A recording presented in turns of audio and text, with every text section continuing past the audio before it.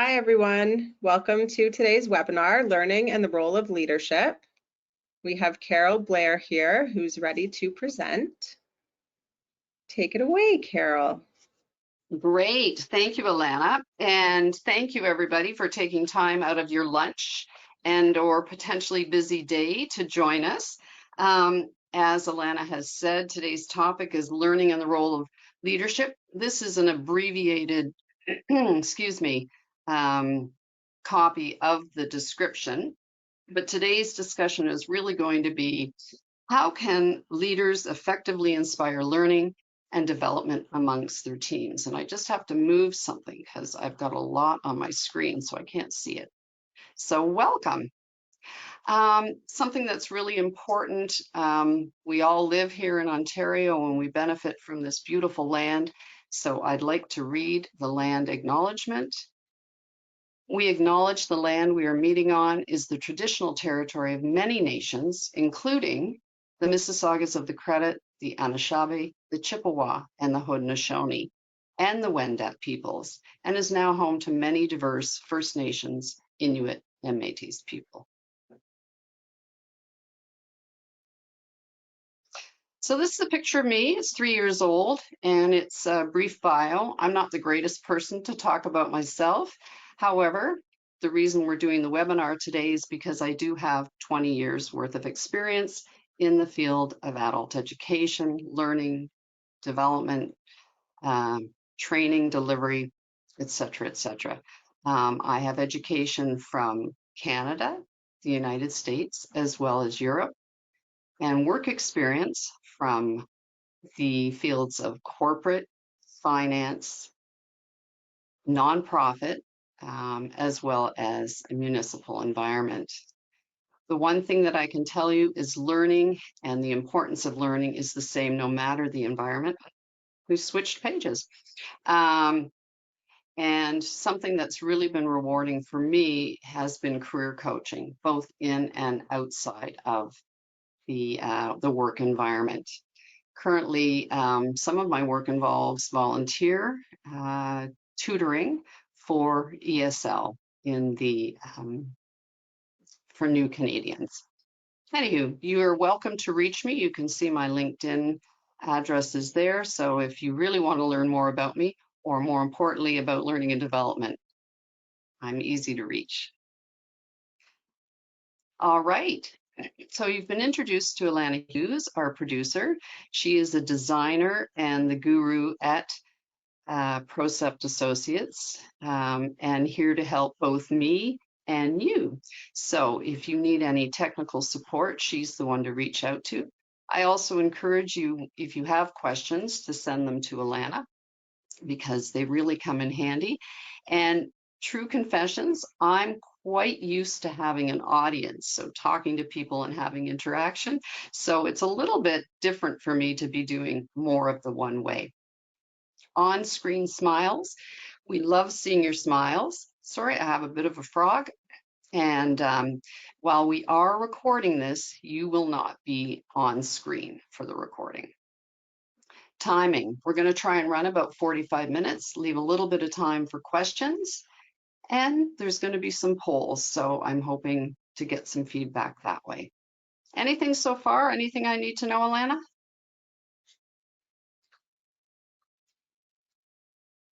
Nothing so far, no questions. Okay, great. I'm going to throw your LinkedIn in the chat so people can just use that link if they would like to reach you. Excellent. So I've put this is my copy of the poll, but I know you're going to actually show the poll, right? Yeah, are you ready for it now?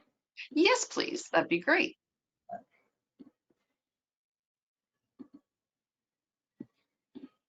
Launched.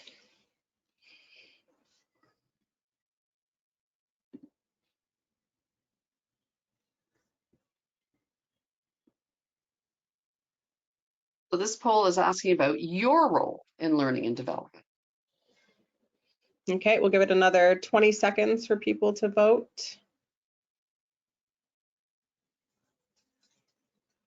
Alana, I can see the poll, but can you show it on my screen as well? Yeah. When we get great, thank you. All right, so I'm going to share the results. Okay. Can you see them, Carol? It looks like most people are in the learner category. Do No, you want most to people read are the hands-on, 67% hands-on, 33% learner. perfect? Okay, thank you. So right now I'm seeing my notes, which you probably don't. I can see too, so you need to make it bigger again. So we'll just go back to that. Perfect. Okay. So hands-on, I manage the content delivery and tracking of training. So that's fantastic because you are in a pivotal position to inspire and make a difference at all levels of an organization. And then learner, I figure everybody at some level has been a learner in their past lives or potentially right now. Okay, so we'll just do a quick grounding principles, which is kind of like an agenda. And so I want to share my values to the approach of learning and development and adult education. And talk about the different modes of learning. There's so many modes of learning these days, and they all have benefits and drawbacks. And then ultimately, of course, the big question today about the role of leadership. Sustainment, I will weave throughout. It is critical to be effective if you are going to be a learning organization. And then we'll do a wrap up. Okay, adult education. Fundamentals of adult education are different from what we term pedagogy, if you will, or grade school. And that is that, we're not being sent off to school. We don't have to be there. While there is mandatory training in the corporate world, it's not like we're little kids. And that's really important because adults do not want to be treated like children, nor should they be treated like children. Often you're on a first name basis with your instructor, as well as your colleagues and peers in the classroom. And the other thing that's, I think, the most critical thing about adult education, whether you're building education, curriculum in-house, whether you're hiring a vendor, whether you are the one delivering it, you need to remember that the people in the room know more than you do. They know about their business. You may be the best project manager in the world, certified in Agile and 14 other different delivery methods. But when it comes to the pain points, when it comes to the gaps, when it comes to problems on the ground, people in your class, whatever that format is, they know more about their business than you do. And that's the number one thing to remember about adult education. And the more you respect that about your participants, the better off you will be. And then the question of they're invested in the outcome. Now, some people went to school, grade 4, 10, even beyond that, and they were invested in the outcome. But generally speaking, kids are invested if you ask them in recess or gym. So, as adult educators and adult learners, we are there because there's a reason for it. There's a purpose behind it. And there's an expression, which I thought a friend of mine invented, but I looked it up and he didn't. And it's one to think about. So you typically have three types of learners in a room. And that is you have prisoners. Been there, done that. I was made to attend and I'm going to be there, but I'm not going to be the happiest camper. And then you have vacationers, lots of vacationers. You see this in large corporations where they have to, do a ticky box in a certain number of hours every year.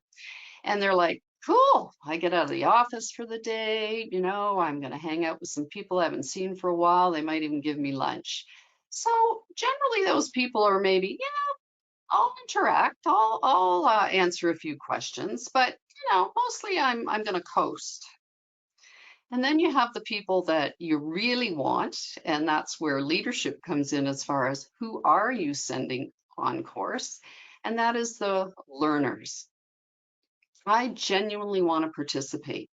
I'm here to learn, and I'm excited about what I'm going to take back to my colleagues, and to the organization. And of course, as an instructor, my greatest goal, or challenge, if you will, is to make sure I'm bringing all participants on board. And that's part of my fun. Generally, I'm pretty good at it, but sometimes you'll have those people who just are set in their ways. So then, just like change management, you use your energy to really support those people who are there on purpose. Okay, we're going to do a second poll. My learners include. Okay. Poll is launched. Wonderful.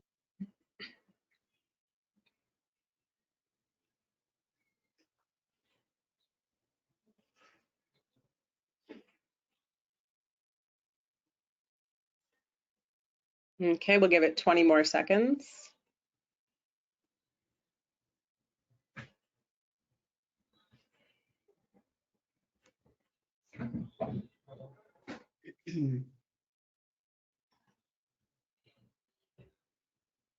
So I'm going to talk about this slide, and maybe Sorry. oh, Poll. that's okay. I'll just go back to, there we go. Oh, there we have a mix. And which is so we have a mix of contract employees, new employees, and long-term employees. So that tends to be, and lots of ready to retires. So this is a really interesting, I think this is really important because these groups represent really the full life cycle, if you will, of someone's career. So starting with interns and co-op students, you can say, well, how much do I want to invest in them? Well, if you think about it, first of all, it's corporate goodwill. And in many organizations, those interns and co-op students come back. So they return and have a lot of pride about returning after they've been an intern or a co-op. Contract employees. So that's always an interesting conversation, particularly in today's gig environment or short-term work environment. The question is, do I invest in contract employees? And my approach has always been, if they need to know something to do the job well while they're there, then yes. It doesn't mean that you're certifying them in project management, that you're spending thousands and thousands of dollars. But certainly, I've been in a position where we've had contract employees who are acting managers. Well, I can tell you, those people need to know more than ever how to motivate and be fair with their employees. So it's a weighing of what's most important for them, as well as your investment in them. And contract employees also convert to full-time employees. So then we have new employees, and new employees, they're fresh and excited, and you typically have less than the literature shows about 2 months to really bring them on board. So I will talk a little bit more about onboarding, but that should be the most important thing they're learning. And they're going to be onboarding to the organization, they're going to be onboarding to the department, and with their new team and colleagues. And then you have long-term employees. So this is always interesting too, because I've certainly had people come to me and say, okay, I've done this course and this course. Now what do I have to do? Well, it doesn't mean that you cut long-term employees off, but perhaps you develop them in a different way. So education is so much more, as we know, than a webinar, e-learning, going on course for a couple days outside of the office. So how do we engage long-term employees? In many cases, they maybe become the instructor. The term SME, subject matter expert, perhaps you can pull on their expertise and have them feed it back. And then you have the ready to retires. And ready to retire, I think, fits into a couple categories as well. So you have the people who I'm going to say are not so appreciative of they're counting down the days. I've been with these people, you have too, where you're in a meeting and they're like, yep, 4 months and 3 days and 2 hours. But then you have the other people who are very sage and saying, yeah, I've really had an amazing career and I'm ready to go, but I'm gonna miss what I do.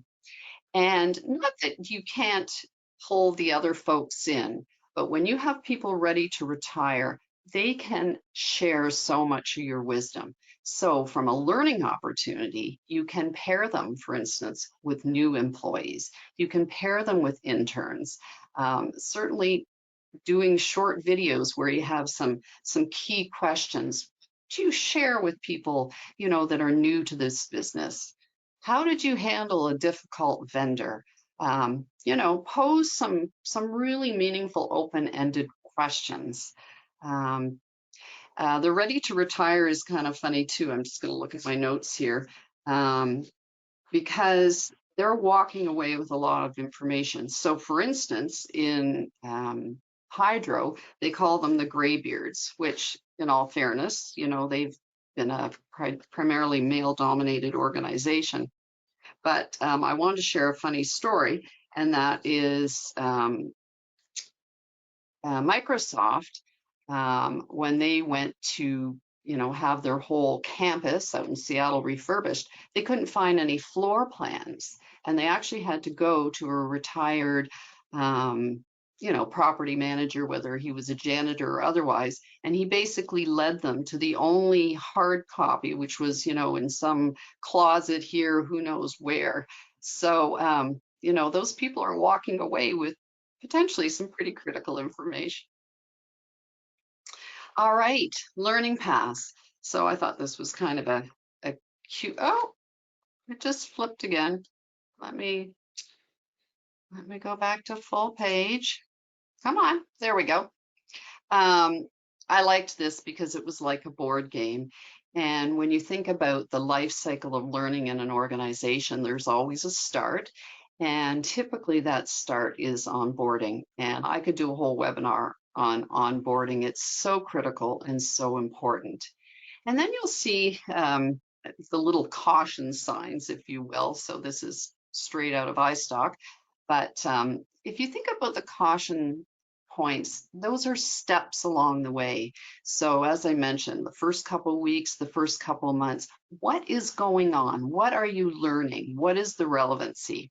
And then you have those HR steps that are pretty important as well. So the 3-month check-in, and are they going off probation at 6 months? And then ultimately, there is an end. Hopefully, there's never an end to learning. If I'd had some time, I might have drawn a loop back to start, but the end is the onboarding, and then it's beginning with something else. So the learning isn't ending, but potentially the activity of onboarding. And remembering, onboarding is for individuals, onboarding is for team members, onboarding for managers. A good organization will have parallel and different material if someone is going to be a manager. And when I use the term manager, I'm referring to people who are performance managers, people managers. They have an influence over the employees. And then there's the leaders and executives, and they have their own onboarding. But I'm getting ahead of myself.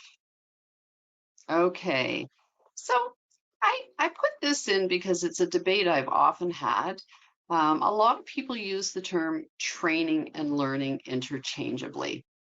And the reason I differentiate them is because often training, you hear the expression, get them trained up and then they're on the, in the truck, as it were, or train them up and then they can start, dealing with clients online.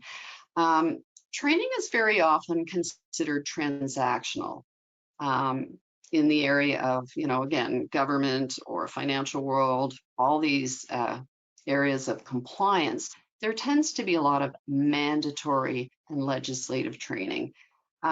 Sometimes it's a ticky bug, and it's often treated that way. That can be a problem itself, but the point being is training tends to be about health and safety. Content is very clear cut.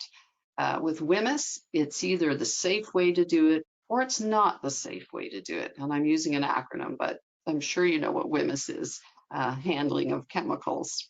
There's still a form of sustainment with training. In some cases, it's yearly. So WMIS is for an example. And it can also be on things like non-disclosure and privacy. So having to sign off on that yearly. And then we have learning. And when I look at learning, I think of it as long term. It's something you take with you. It also really requires a lot of growth and experience, particularly if you're talking about the people side of the world, developed over years and years and years. I say days, but also weeks and years.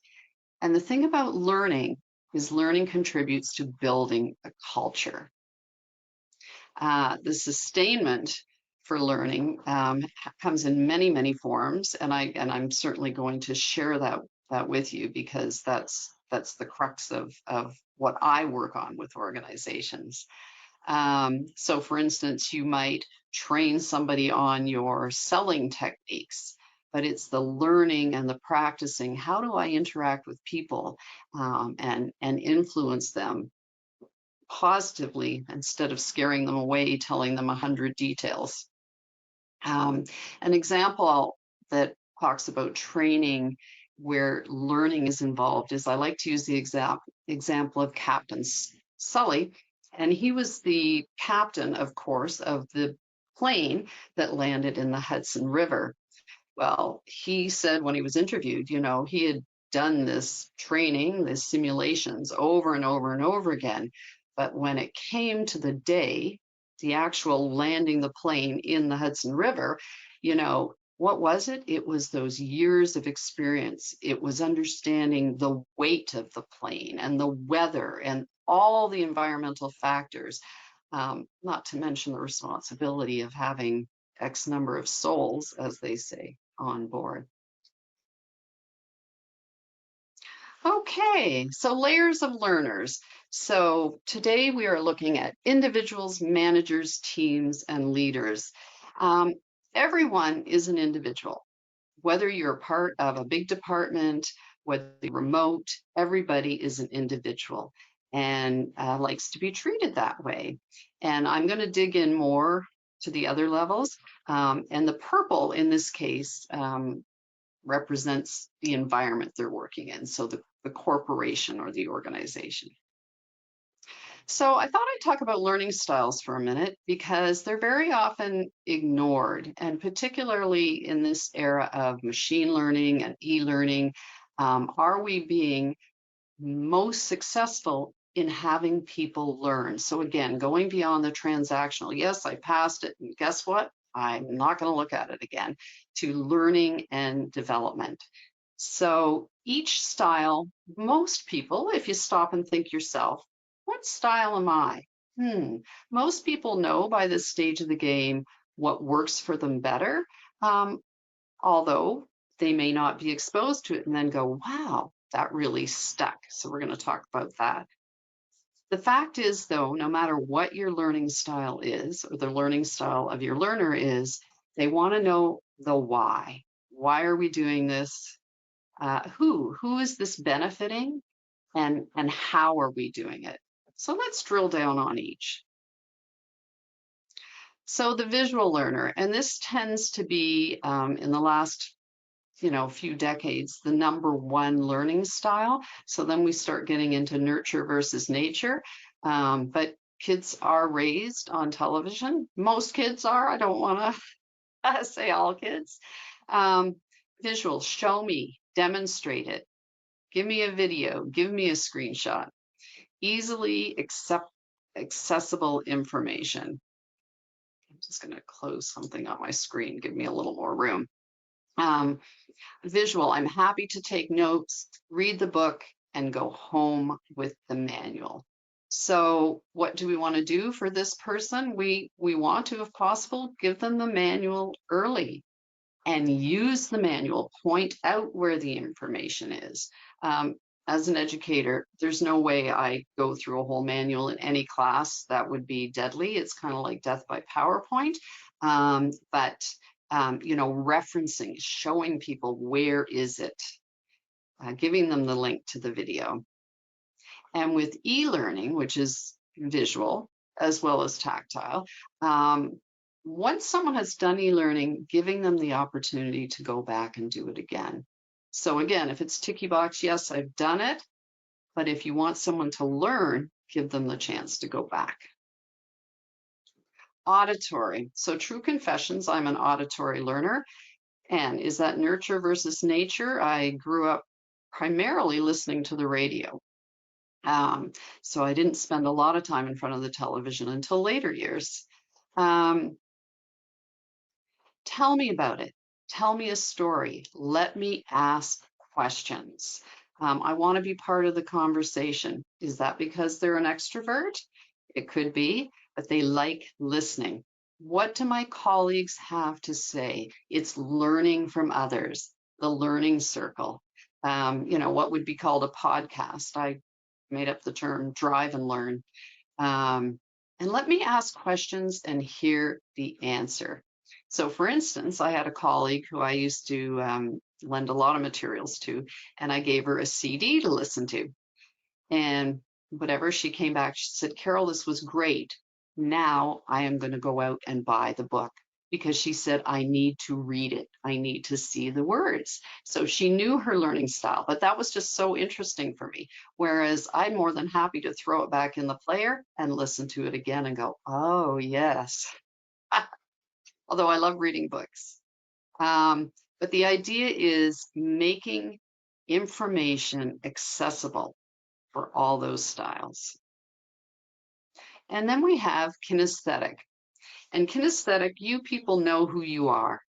You're the people who still play with Lego and help your kids or grandkids build things. So you want to touch it. You want to get your hands dirty. You want to build it. Show me.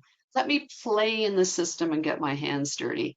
I'm going to just outright say anyone who's buying software where there isn't a place to practice, a safe environment, find a different vendor, because that is really dangerous. And you want your people who are going to be doing it for you, the early adopters, the ones making decisions, to really try and use the system. So a sandbox, as it's called. So a safe practice environment. This is great for quality control testing. And the example I want to use for this is a group of engineers.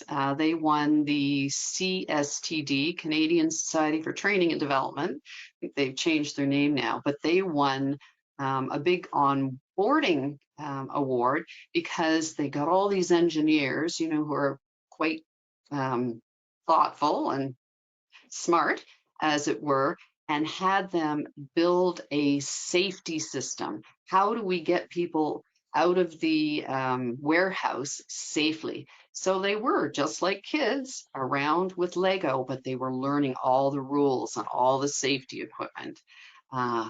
So never forget that hands-on has a place. And reflective. So reflective is usually the most neglected. I always like to build in a reflective learning, and I would love to have you reflect, and hopefully I invite you to take notes today to think, what can I do? And reflective learners want to know, why are we doing this? And give me the facts. Again, give me the manual. Give me the source of the information. Provide me with an avenue to ask questions.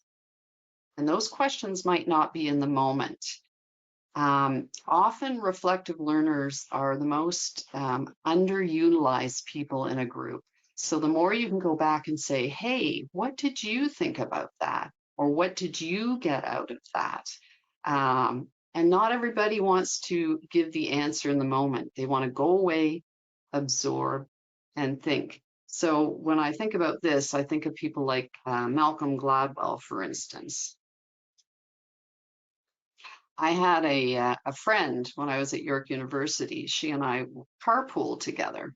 And so we were doing very small group seminars, but lots of heated debate. This was environmental studies. And she never said much. Then we'd get in the car. I can't remember. No, I must have been the driver because she was reading her book. And she would literally tell me all of the notes and debrief it all.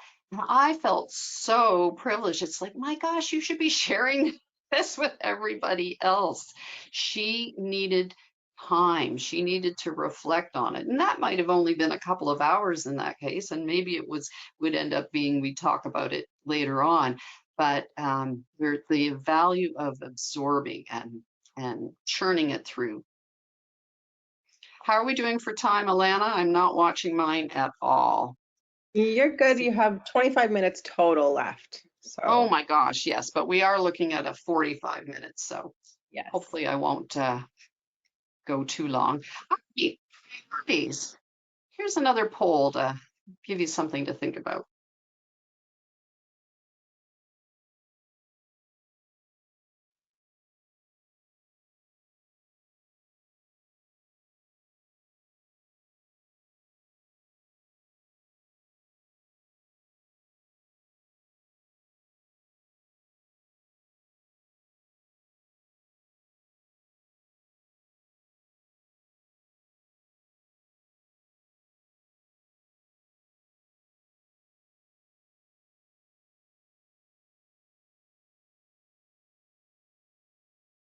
I'm just going to give it another 10 seconds here.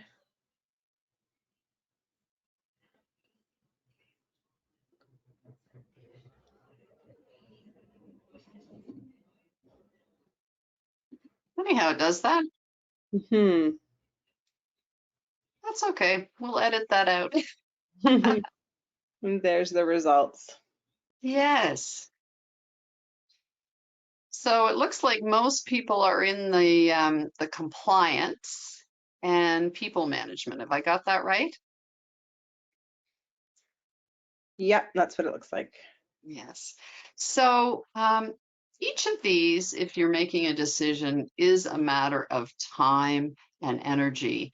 Compliance, I've worked for those kind of corporations and organizations where yearly, and these days with things like cybersecurity, for instance, really that goes across all industries, and privacy, for instance, and finding ways to make compliance, the legal, corporate, industry compliance, renewable and meaningful in practice.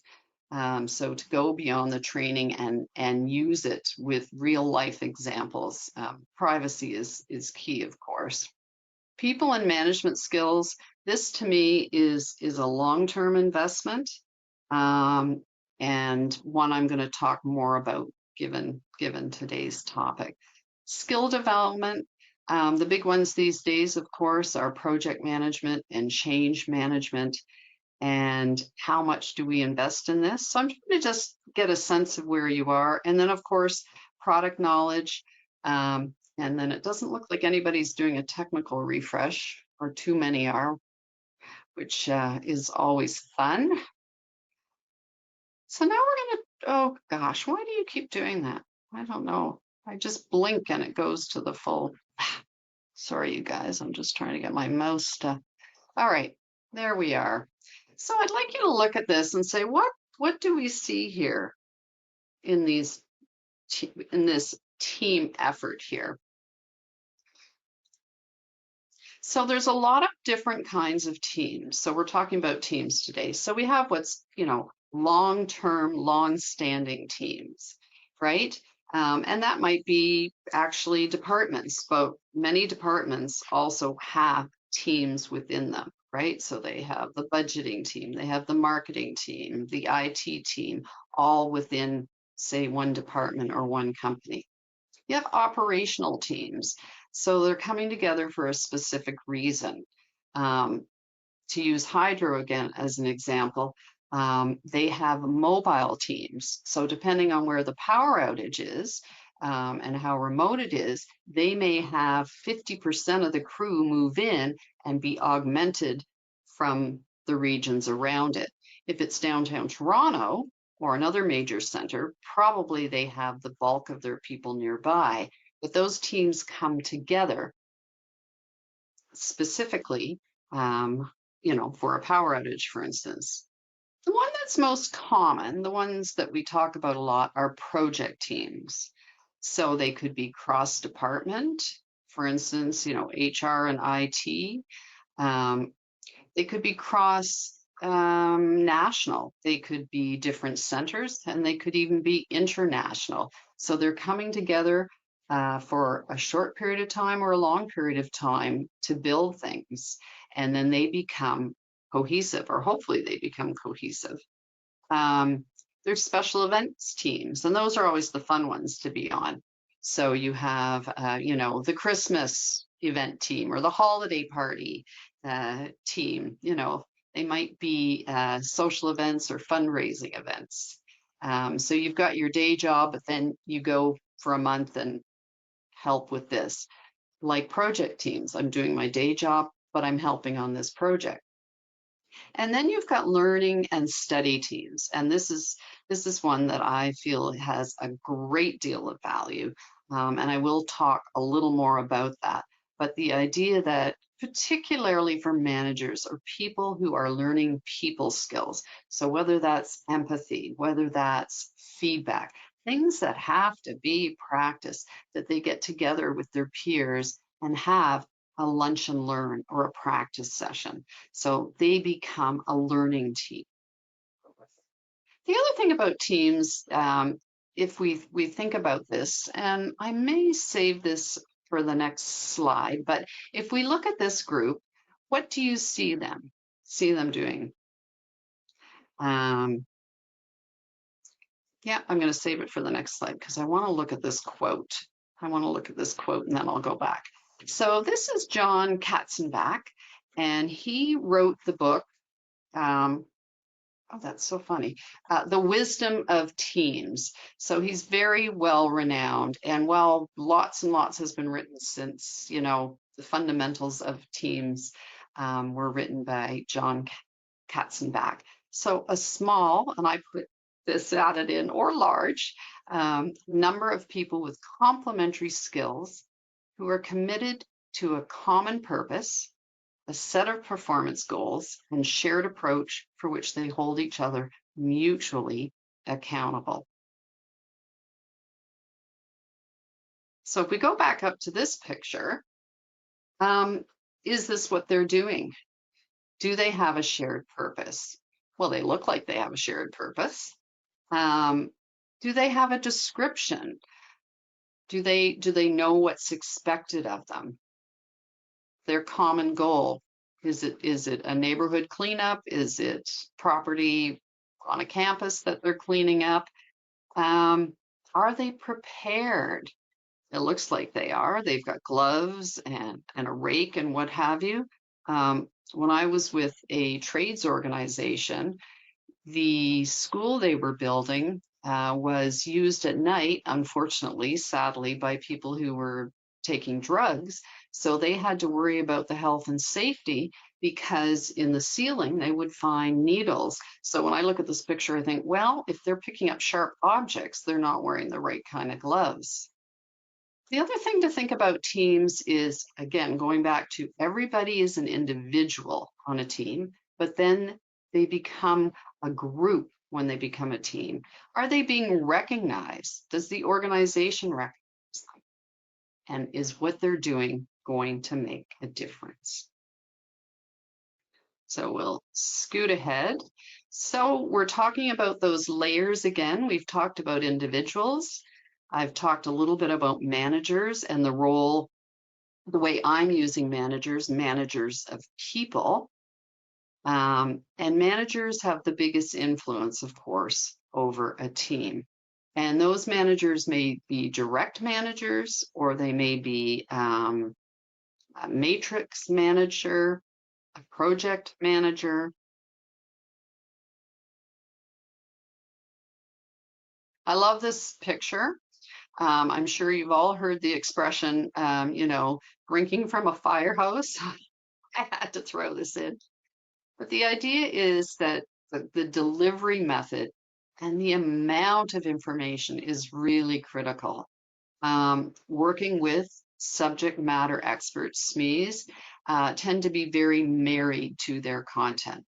And I'm not saying for a minute the details aren't important. However, they can be overly important, and sometimes less is more. So there's so many modes of delivering information. We want to make sure not only that they suit the widest variety of learning styles, but also have the right amount of content. And Cindy Stradling is actually, I'm going to give a plug for her. She's going to be doing a webinar on needs assessment, which is critical to, are we delivering the right amount of material? I tend to take a very holistic picture and look at how does it benefit the whole organization, and are we using the right verbiage? Are we using the right language? So sometimes it's as simple as calling people executive rather than the board members, or technicians rather than what have you, IT department, so that people are engaged in the content. Ultimately, you want learners to participate and be excited about the material. And as I said, take it back to their peers. Okay, we're going to do one more poll to open up our synapses and think about different modes of media.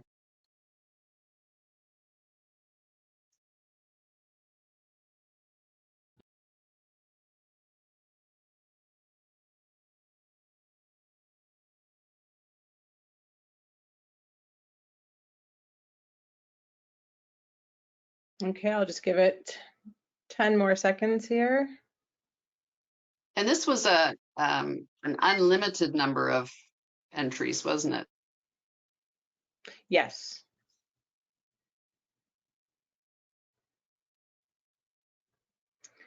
All right. Oh, I like the little ding. It's like at the library. I want service. There's the results there. Excellent. Excellent. So instructor-led training is winning on this one. And Alana, what's next? Because it is a little hard for me to see. After live instructor led is 100%, and then we have virtual at 33% and micro learning at 33%. Great. So if we were being more interactive, I'd love to hear what the micro learning, how the micro learning is being used. Thank you everybody for that. So I come from the school of thought, I am proactive when it comes to blended learning. I'm not an all or nothing. I'm not, 100% in class or 100% online or virtual or e-learning. I think there's so much to be gained from a sustainment standpoint, as well as brain knowledge, having the variety here. So I'm going to, I think this is my next slide. Yes. Whoops. Honest to goodness, I don't know why it's doing that, but sorry guys, you get to see all my notes. You can critique them. So this was a slide that I pulled again from iStock, and I thought it was good. Apropos to seeing your poll slide. Oh, hang on.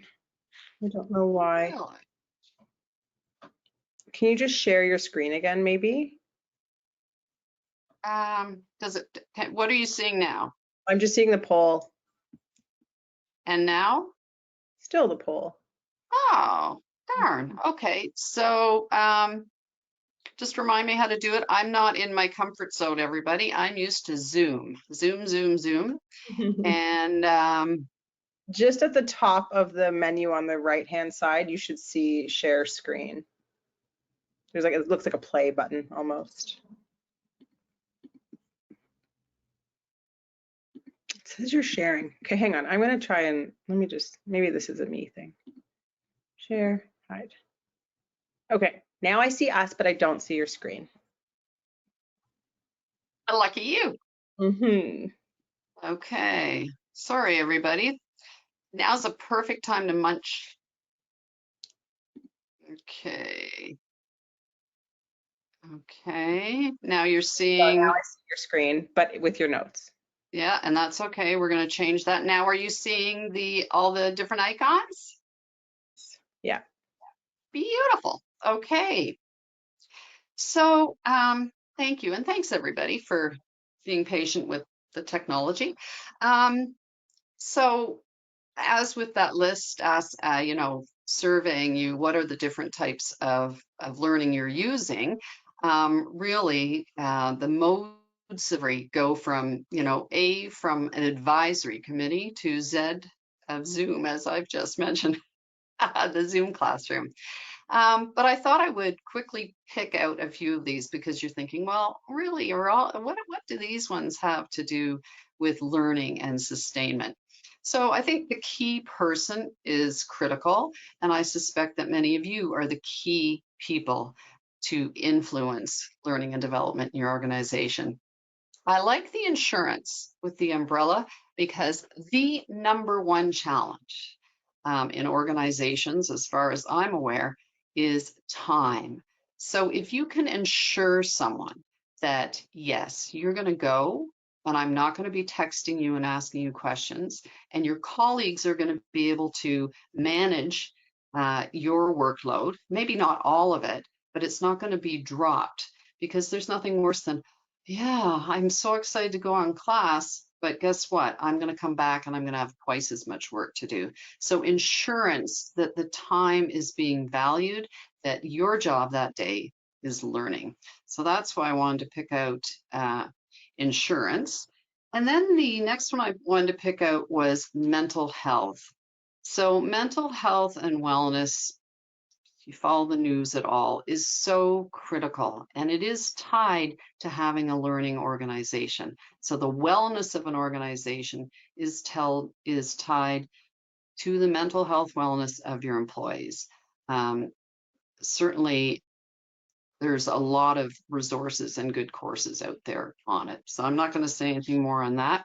The loan, you're like, okay, what does loan have to do with it? Well, lots of big organizations have employment reimbursement, or rather education reimbursement. So there's definitely value in that. And it is an investment in your people and in themselves. Key warning to that, those people who say, yes, I can do my job full time, I can go to college part time, and oh, by the way, I want to be on 15 courses. So how much can one person absorb? And then we go down to the thinking, and that really is the reflecting. And often people will say, even in their own job, they don't have time to reflect. It's just go, go, go. So understanding the value of that. Business opportunity is a huge one. And I'll talk a little more about that. I know my time is beginning to run out. But as I mentioned, with especially seasoned employees, give them an opportunity to do something outside of their comfort zone, that stretch goal, if you will.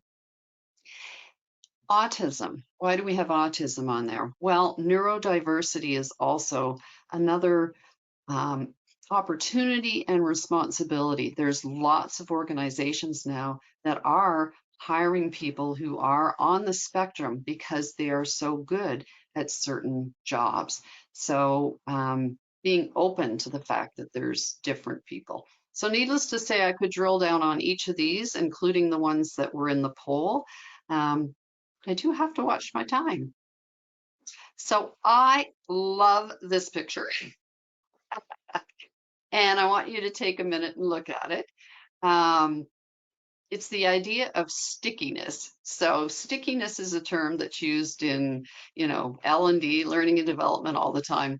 And when I was trying to decide on the pictures, I showed it to producer Alana, and she asked a brilliant question. I said, wait, I've got to write it down. If you are sticky, are you happy? Well, the question is, when you talk about stickiness when it comes to learning, are you remembering the concepts? Are you remembering the instructor? Have you enjoyed your participants and your peers and your mates? Have you done some team building? Will that stick with you? The environment, virtual or in person, was it comfortable? Was the material engaging? Will you stick with it? Will you apply it? So yes, I think stickiness can make you happy. I'm not sure about the cotton candy. You want to wash your fingers and brush your teeth, but stickiness is a real thing. And again, it goes back to the relevance.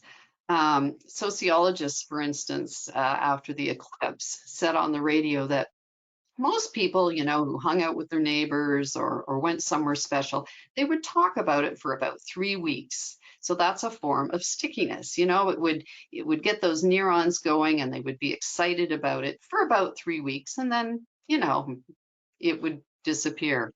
I know, for instance, when the Raptors won the championship in 2019, I watched the whole series and the people I watched it with, I mean, we were high on that for months. So if you think about stickiness making you happy, I hope that it does. Okay, we've talked about individuals, managers, teams, and now leaders. So I thought I'd pull this up because we're talking about inspiring. So to breathe in or infuse a feeling, thought, principle, etc., into the mind or soul. And that's a US example.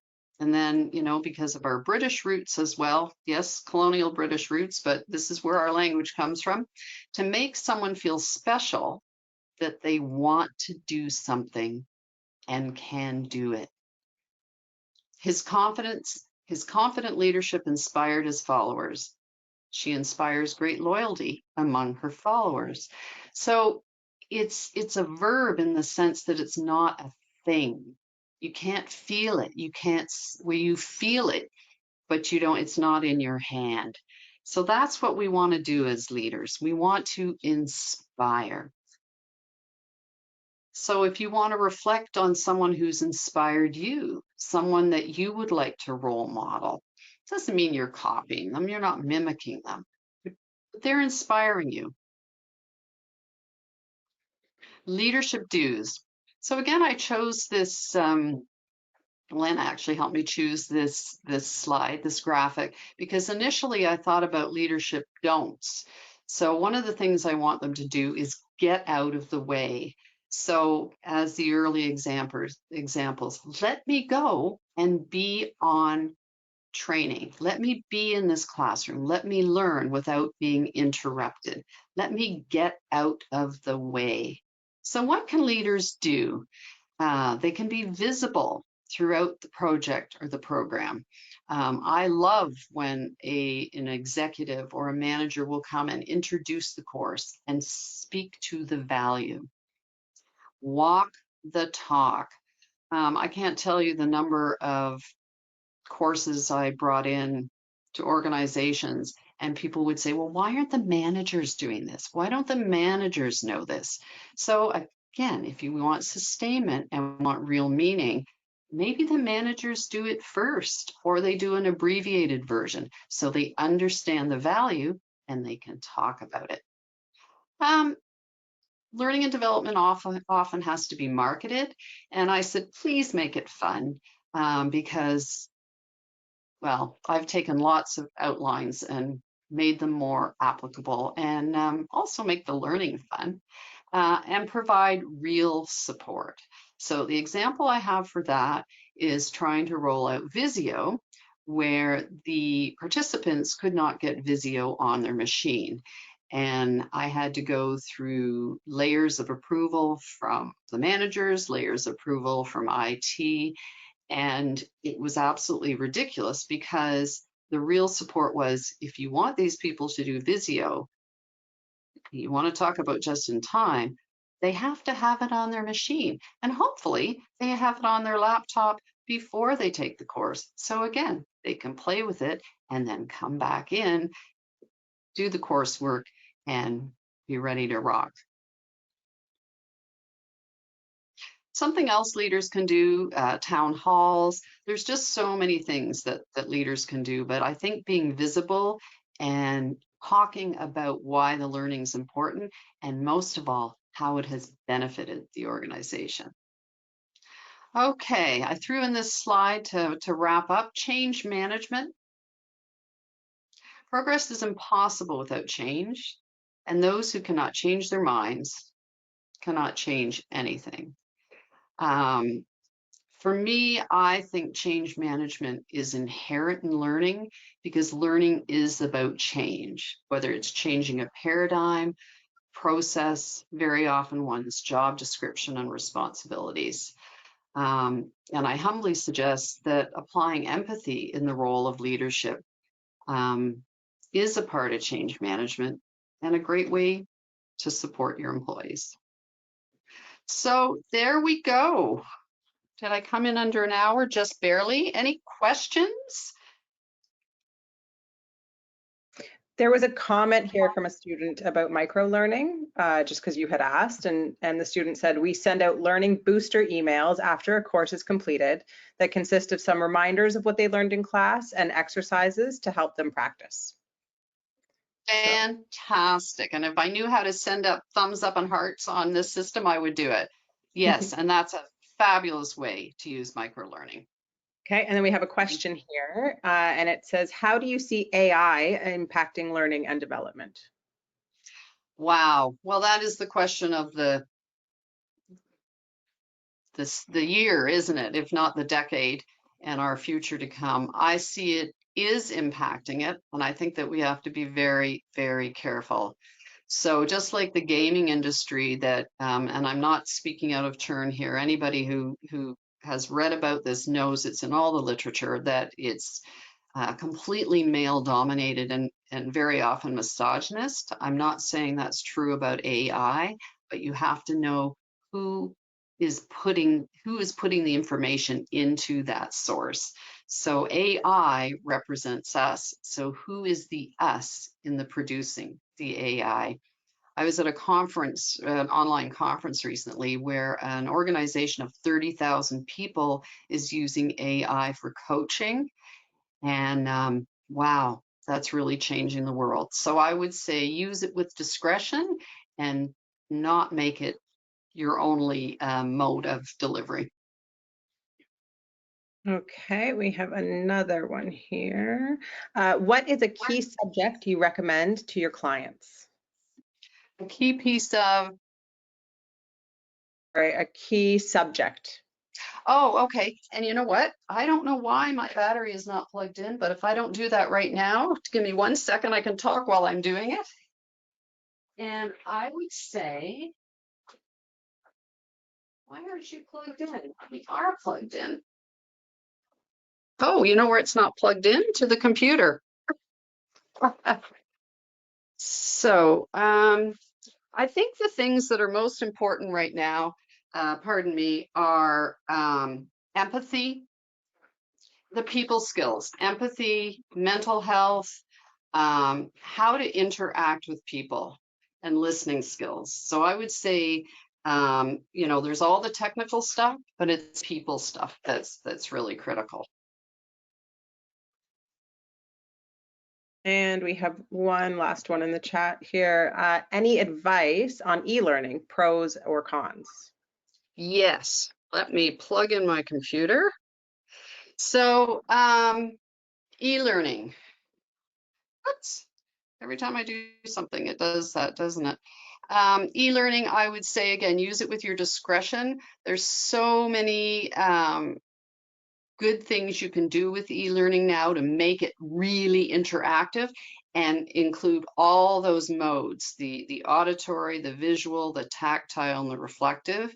And even, again, changing names. E-learning is something, again, I could do a whole webinar on. Okay, Use it with discretion. sorry, that's all the questions we have here. So I'm throwing this in as a bonus, Carol's top 7 list, the right content for the right people, tie the goals and values to your organization. So whether it's part of someone's performance review, and I don't mean that in a negative way, I mean it in a positive way. How has the learning helped you in your role? Start at the beginning. Onboarding is critical. Try it out first. Start with a pilot group. Start with your managers. Change management, critical. Change management being the communication and understanding of what's going to change, not just the facts, as it were. It's people side. Make it fun. We all learned our alphabet by singing it, or most of us. So make learning fun. And then I put a flower for sustainment, sustainment, sustainment, and that's because I find gardeners are the most engaged as far as sustaining the work they do. So that's why I put in a flower. Let it grow. Thank you so much, everybody. Thank you for your time. And if you feel like throwing in the chat something you learned or an observation, that would be very helpful for Procept, for me, and for Elena. Thanks so much, Carol. My pleasure.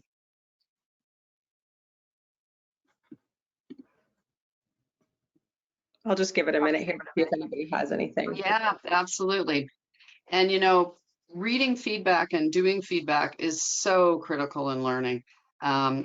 Not the least of which is when people write down what they've learned, 2 things happen. One is they remember it more, so they internalize it. And well, actually tactile writing, this is your brain pointer for the day, that studies have shown that you actually remember more when you use your body to write things as opposed to typing them, because it's a different tactile thing and you're getting the neurons in your brain activated. Nothing so far. I just have a thank you from one of the students. And that's okay. Hopefully people will go away and do it. So this is the end then.